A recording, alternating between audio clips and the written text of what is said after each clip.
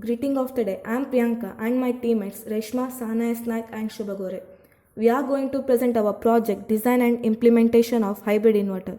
Thank you Vishweshwara Technological University for supporting our project under the program Avishkar. And our project ID is ProjGen 14. As our world in the middle of huge transition that we have to make renewable energy as our future, that is solar energy. But unfortunately till today we are more dependent on non-renewable energy sources which are going to exhaust soon. The devices that we use in day-to-day life are less efficient and also works on non-renewable energy resources. So every day we are paying more energy than we should due to inefficient appliances and energy resources. The efficient energy harvesting can be done by increasing the efficiency and overall runtime of the electronic devices. Our proposal is to develop hybrid inverter that combines the work of both smart grid tied inverter and battery inverter in order to overcome the drawbacks of conventional inverter in which loss of yield is more than 20%. Let us know about the objectives of our project. The main objective of our project is to combine work of solar inverter and normal battery inverter. That is the inverter which uses both AC mains and solar power to charge the battery, which will increases the efficiency and also overall runtime of the inverter. Next is to design hybrid inverter with smart control unit which will automatically switch to available power resource and it always tends to charge by solar power. This control circuit always checks the output of the solar panel.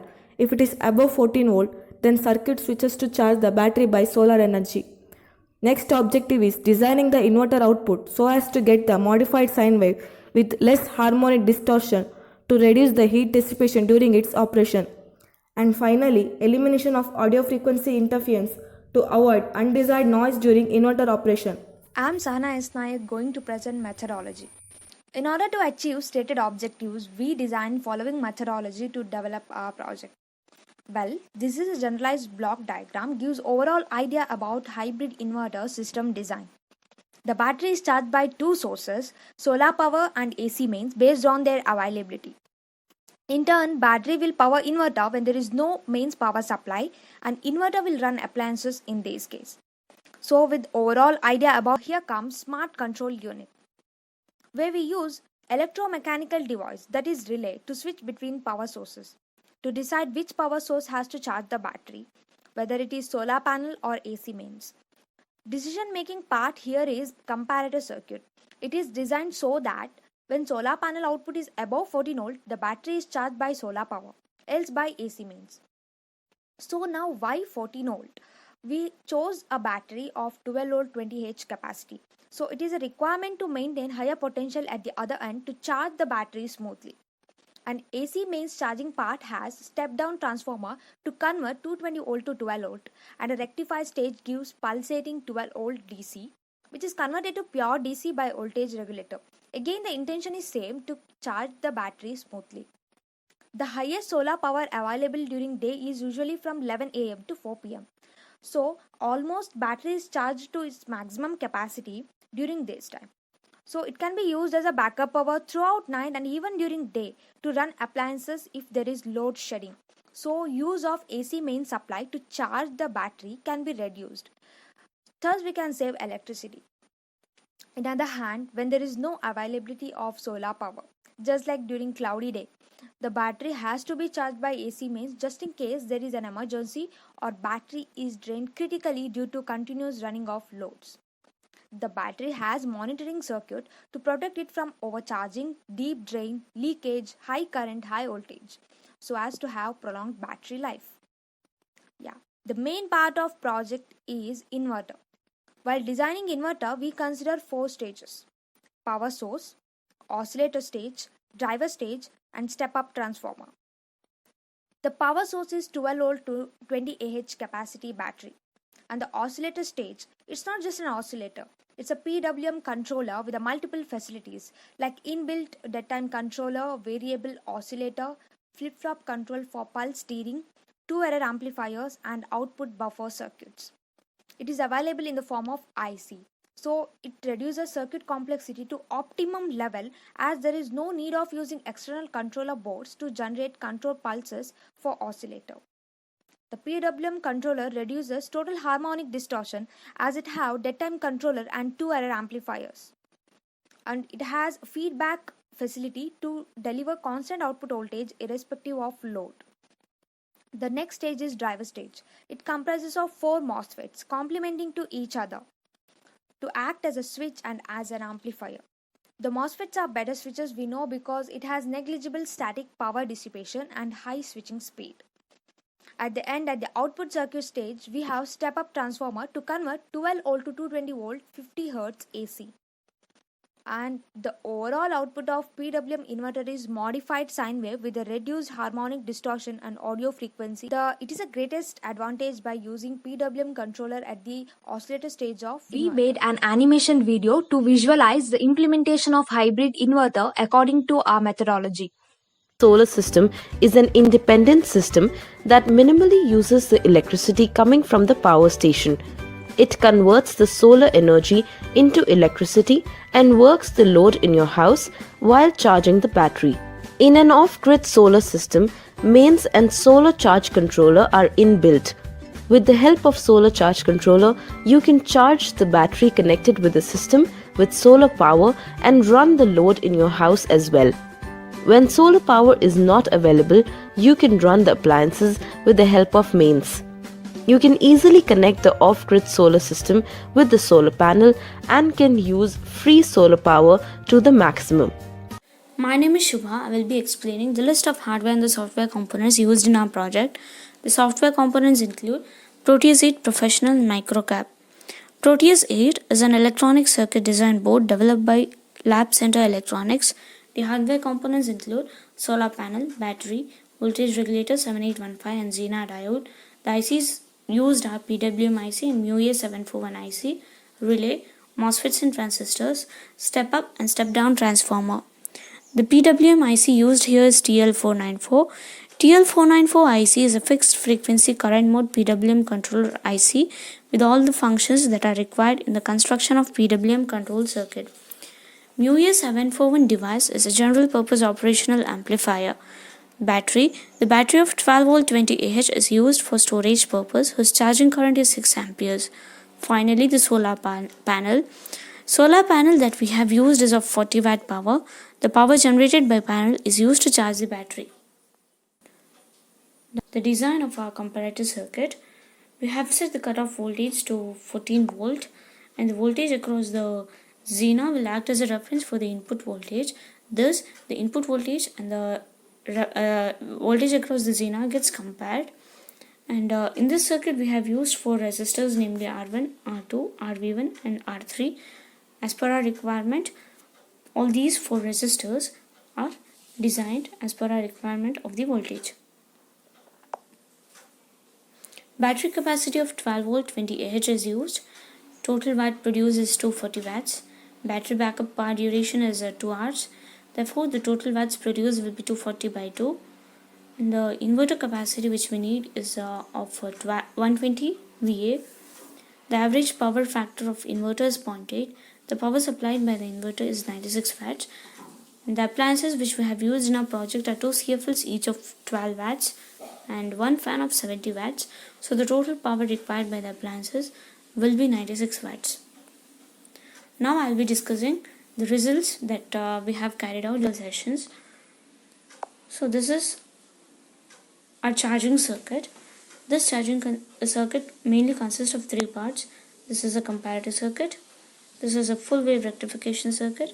And finally this is a battery monitoring circuit. The battery gets charged by both the sources, that is mains and solar, as per their availability. Switching voltage of relay is around 14 volt. Here we have tabulated our observations. So when the output of the solar panel is equal to or above 13.4 volt, the comparator output is in positive saturation mode. So 5 volt relay switches to charge battery from the solar panel. Similarly, when the output of the solar panel is below 13.4 volt, the comparator output is in negative saturation mode. So the 5 volt relay cannot be driven. This battery gets charged by AC mains with a charging current of 6 amperes. Coming to the second part, the full wave rectifier is followed by a 12 volt voltage regulator whose output voltage is around 1 amperes, which is not sufficient to charge our battery. So in order to boost the current, we have used the current amplifier. The last part is a battery monitoring circuit, which has a comparator that compares the battery voltage with reference of 12.1 volt. So when the battery crosses 12 volt, the charging stops as it is fully charged. And this is our design of the inverter. We have designed inverter such that the output is modified sine wave with less harmonic distortion. We have considered 4 stages while designing inverter. First is a power source. 12 volt battery is used as a power source for the inverter circuit. The second stage is oscillator circuit, which is one of the important while designing the inverter. This stage is used to generate AC signal of desired frequency. We have used TL494, which has inbuilt oscillator to control the output of the inverter. We have set the output frequency to be 50 Hz with the help of RT and CT pins. The comparator in the IC compares high frequency carrier signal, that is sawtooth signal, with the reference signal, that is sine wave signal. The pulse gets generated by the oscillator when the reference signal is greater than the carrier signal. The output of the stage is 12 volt 50 Hz pulse signal. 2 complementary pulse signals are taken as output from the 8th and 11th pin to drive the MOSFETs that are used in the next stage. We can also set the dead time for oscillator output using dead time controller of TL494 IC so as to prevent the flow of large current. The third stage is a driving stage. This stage has a set of MOSFETs to switch and amplify the output of the oscillator stage. Switching loss is reduced by using MOSFETs in this stage. And the final stage is a transformer stage. Step-up transformer is used to convert the input 12 volt DC to 220 volt AC as the output of the inverter. And the switching period of each MOSFET that we have used in the driving stage is 20 milliseconds. Thus, the output of the inverter turns out to be 220 volt 50 Hz modified sine wave signal. My name is Reshma and I am going to explain about societal relevance. The project Hybrid Inverter can be easily implemented and suitable for smaller consumer and commercial purpose. The government encourages the grid-connected rooftop system and it pays around 30% of installation cost. The Indian Ministry of New and Renewable Energy has introduced financial assistance to promote the solar energy to achieve its target of 100 gigawatts solar power. There are many other platforms like Celco, Azure Power, which supports the project based on the solar energy. On implementation of this project, it can be one of power source to rural areas and remote areas to overcome the problems of frequent load shedding, energy crisis and rising electricity prices. Next is conclusion and future scope. The hybrid inverter combines the work of solar inverter and conventional battery inverter. India has tremendous scope of generating solar energy, which receives about 300 hours of sunshine, which is equal to more than 500 trillion kilowatt hour. So on implementing this project, it optimizes the use of abundantly available renewable energy. The efficient energy harvesting is done by increasing the efficiency and overall runtime of the inverter. The project includes the PWM inverter design, which reduces circuit complexity, audio frequency interference and total harmonic distortion in the output. The hybrid inverter with increased capacity can be used as grid-tie inverter and it can be one of the source to fulfill 21% of country's total electricity demand. The targeted users are the small-scale industries, shops, government schools and rural houses. For any product, commercializing is very important. The product can be commercialized by getting support and benefits from the government organizations like MNRE. Initially, on installing our product nearby school and shop for minimal price in order to bring awareness among the customers and with intention of advertisement. Our product can be promoted by giving door-to-door awareness in rural areas. The installation can be done for the free of cost with the help of government agencies and nearby social service organizations. Here comes demonstration of hybrid inverter. We followed systematic way to implement our project. Initially, we generated an idea of hybrid inverter. We designed circuit for our requirement. Later, we did virtual testing by simulating our circuit using software, Proteus 8 Professional. It's a simulation of hybrid inverter charging circuit. We designed it so that the battery will charge by two sources, solar panel and AC mains. Here, battery is represented by capacitor. This is a comparator part has op-amp MU-A741 to compare reference voltage across Zener diode and voltage from solar panel. Well, this circuit is designed to set 14 volt from solar panel as a cutoff voltage. Let's take some random test values. Let's say when solar panel output is 14.5 volt, slightly greater than threshold. When we run the simulation, the positive terminal of the op-amp is 7.007 and negative terminal is 6.96. Since positive terminal value is greater than negative terminal value, the op-amp output will be in positive saturation. That is 10.30 volts. Well, this value depends on the power supply of op-amp. It is sufficient to energize a 6 volt relay.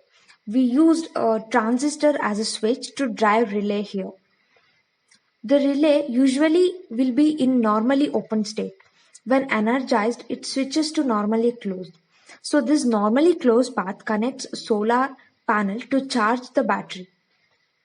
In other case, when solar panel output is less than threshold voltage, let's say 12 volt, so when we run the simulation, the output of op-amp is in negative saturation since negative terminal value is greater than positive terminal of op-amp.